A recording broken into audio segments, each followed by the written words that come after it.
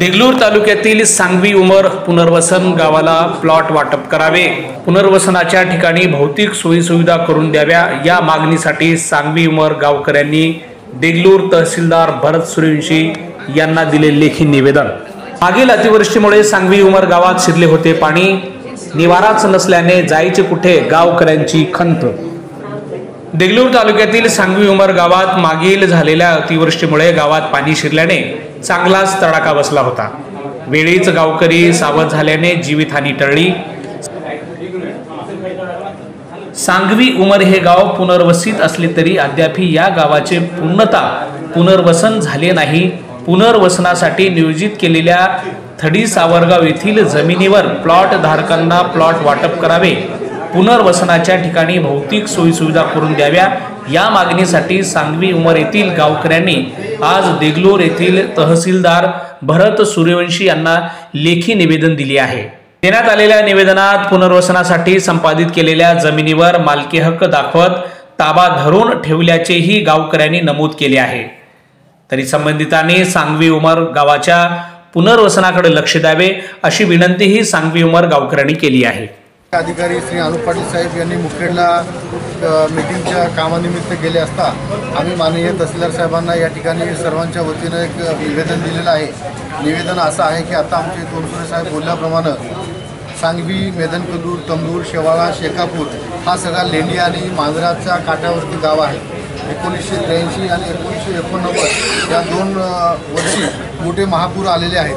त्याच्यानंतरचं आता 2025ला मोठ्या प्रमाणामध्ये पाणी विसर्ग करण्यात आलेला आहे। मांजराचा, लेंडीचा, कोचंपाट हा सगळ्या मोठ्या प्रमाणामध्ये विसर्ग झालेलं होतं आणि तुम्हाला सगळ्यांना माहीतच आहे की गेल्या महिन्यामध्ये बरेचसे नागरिक तंबूर, शहापूर आणि नरगल या ठिकाणी स्थलांतरित प्रशासनाच्या वतीनं करण्यात आलेले होते। सुदैवाने जीवितहानी आणि काही म्हणजे मनुष्यहानी आणि काही जीवितहानी झाली नाही, परंतु पीक हे 100% म्हणजे वाया गेलेले आहेत। कारण 3 ते 4 दिवस म्हणजे पोहणी पाणी सगळ्या पिकांमध्ये आणि गावाच्या भोवताली सगळा वेढा होता।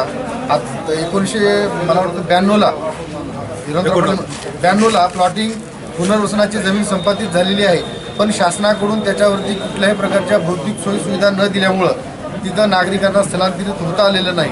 आणि या ठिकाणी एक कर्तव्यदक्ष अधिकारी म्हणून श्री अनुप पाटील साहेब आणि भरत सूर्यवंशी साहेब यांना आमच्या सगळ्या गावकऱ्यांच्या वतीनं अतिशय नम्र अशी विनंती आहे की त्यांनी लवकरात लवकर प्रशासनाच्या पुढे वारंवार माननीय जिल्हाधिकारी महोदय आणि मंत्रालयामध्ये ज्या काही मीटिंग होतात त्यासाठी आमच्या शासन दरबारात प्रश्न मांडून भौतिक शाळा सुविधा म्हणजे स्मशानभूमी असेल, शाळा असेल, रस्ता असेल, नाली असेल, लाईटची व्यवस्था असेल, ह्या सगळ्या सुविधा त्या ठिकाणी लवकरात लवकर करून द्यावेत। आणि जी जमीन पूर्वी संपादित झालेली होती त्यानंतर आता बऱ्याच वर्षाच्या नंतर खूप कालखंडामध्ये म्हणजे कुटुंब वाढलेले आहेत, लग्न विवाहित झालेले आहेत, लग्न म्हणजे एका कुटुंबाचे 4 कुटुंब झालेले आहेत।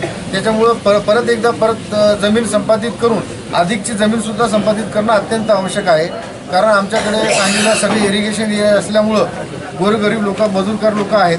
4 लाख रुपये म्हणजे प्लॉट म्हणजे तिथं कोणी भेटायला तयार नाही, अशा प्रकारची परिस्थिती आहे।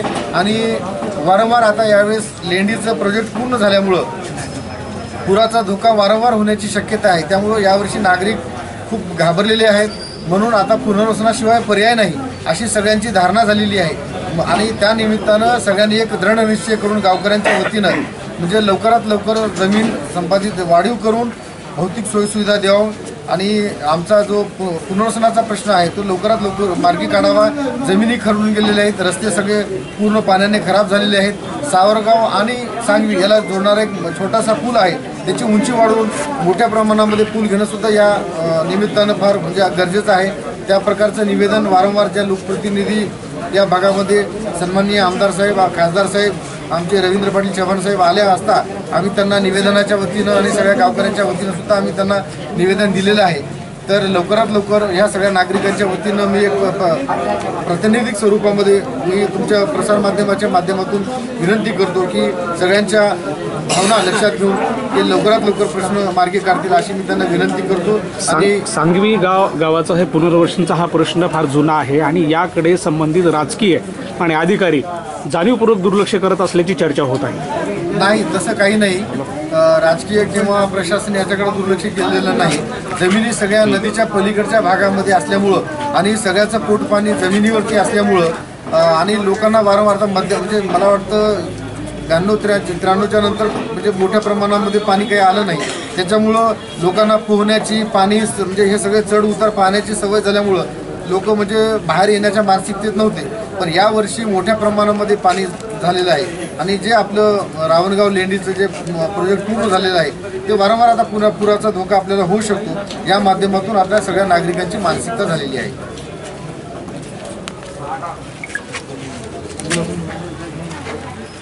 बोला